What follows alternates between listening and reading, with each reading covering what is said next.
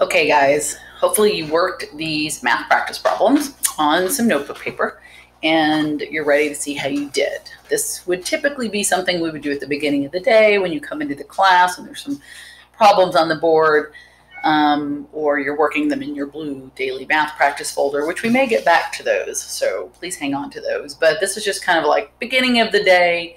Let's do some practice. So these are order of operations. There's really no distributive property in these. I just want to keep us sharp because these skills are still going to be used in the problems we're using with distributive property. So let's see how we did.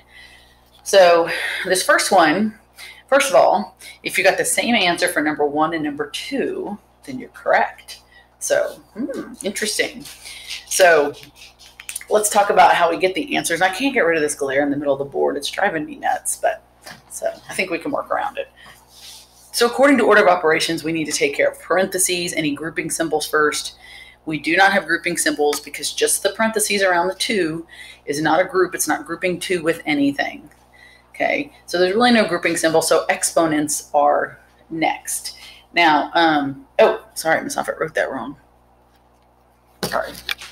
Hope it was clear on the instruction paper. Oh yeah, it's not to the third, it's times 3. Sorry. Okay, so hopefully if for some reason you thought that was to the third power, I apologize. I have to rework that one. So I'm going to do exponents first. So remember, it's not 2 times 3, it's 2 times 2, which is 4, times 2, which is 8.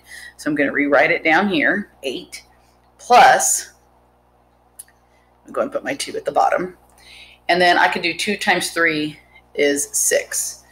So now the next thing I want to do is take care of, it says normally I would do division next, but I can't divide 2 into a addition expression. I have to simplify this to get a whole number before I can divide by 2.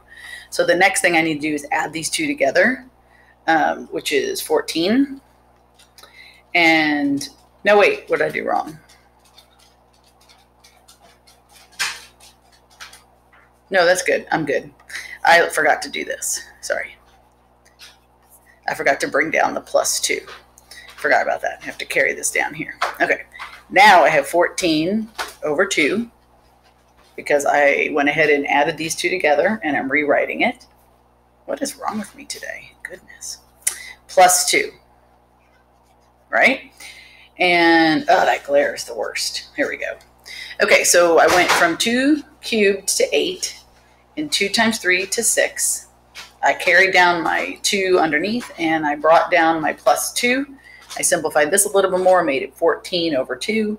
So then this simplifies. 14 over 2 is a division problem. Remember, anytime you see a fraction, it's also represents division. If I can simplify this, it's an improper fraction. 14 divided by 2 is 7. So I have 7 plus 2, which equals 9. Okay, so if you got 9 on the bottom one, you know you're correct. Okay, so the second one, I am going to take care of grouping symbols first, and within the grouping symbols, I see some exponents. So I'm going to rewrite this as 9 plus, and then 3 times 3 is 9, and then divided by 2. Then I take care of the next step in my grouping symbols, because I can't add 9 plus 3 and then square it. It's 3 squared. So even though grouping symbols are first, you have to take care of any order of operations within the grouping symbols before you can finish that grouping symbol. So I can't do 9 plus 3 squared. It's just 3 squared. The square only belongs to the 3. Sorry, my phone keeps dinging. So now I have 18 divided by 2, which is 9. So again, these 2 have the same answer. So hopefully you got the same answer. So we can say that these 2 expressions are equivalent. If I wanted to, I could write it like this. 2 to the third plus 2 times 3 over 2 plus 2 is equal to 9 plus 3 squared divided by 2. These 2 are completely equivalent. This expression, once I simplify it, and this expression, when I simplify it, are both 9. And remember the little balance we used in class? These would be balanced on that. No, that's not straight. On the math scale. Okay, so let's finish the last 2. So the next 2, okay, these, the fraction one's kind of tricky. This top one's not so bad. Okay, so you just have to remember your positive and negative signs. So the first thing I know is a negative times a positive is a negative. So this gives me negative 16, right? And then I have a negative and a positive. When you're dividing a positive and a negative, your answer, again, is also negative. So this gives me a negative 4. But then when I have a negative divided by a negative, I get a positive. So your answer should just be 4. If you came up with negative 4, just kind of need to rethink the positive and negatives. A negative times a negative or a negative divided by a negative is a positive. Basically, if the signs are different when you're multiplying or dividing, your answer is going to be negative. If the signs are the same when you're multiplying and dividing, your answer is going to be positive. So that's just one way to remember it. Okay, now this one gets a little tricky. Let's see here. I want to scoot it up, but that glare is driving me nuts. So before I can square anything, I need to take care of addition and subtraction. And here's the important part. Because of order of operations, you can't add this first. You have to work from left to right, right? From left to right. So I have to do the subtraction part first, even though I'm like, oh, these are they both have the same common denominator. It'd be easier to do these first. No, that won't get you the right solution. So you have to kind of think through, like, what would be the easiest way for me to take 2.5 minus 1 and 7/8?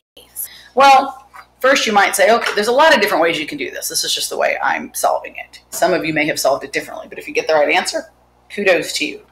Okay, so I wrote a few notes down to myself. The first thing I thought of is, well, what if I can make this be eighths? Because then they would all be eighths and I'd have common denominators. So in order to make this 2.5 and 8, and I'm going to come down here to, or actually the 2 is fine. In order to turn my 1/2 into eighths, right, I need to multiply both the top and the bottom by 4, right? And then I get 4/8, which makes sense because 4/8 is equivalent to 1/2. So you could probably do that part in your head. I just was showing you down there in case you needed it. Okay, we're going to get rid of that. Okay, so now I have minus 1 and 7/8 plus 1 and 3/8 squared.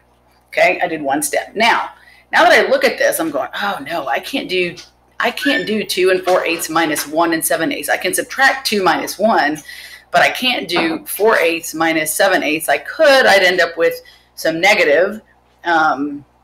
And so that might work, but let's not do that. Let's think of another way to do this. So another option is to go ahead and turn these into improper fractions. I mean, that's just one way. If I go ahead and turn this into an improper fraction, I do 8 times 2 is 16 plus 4 is 20. Now I have 28ths, right? Minus, my parentheses, 1 times 8 times 1 is 8 plus 7 is 15. Now I have 15/8, right? And then I still have my plus 1 and 3/8 squared. That's an 8. Okay, and then I'm going to go, I can subtract these now. Now I just have 5/8 plus 1 and 3/8 squared.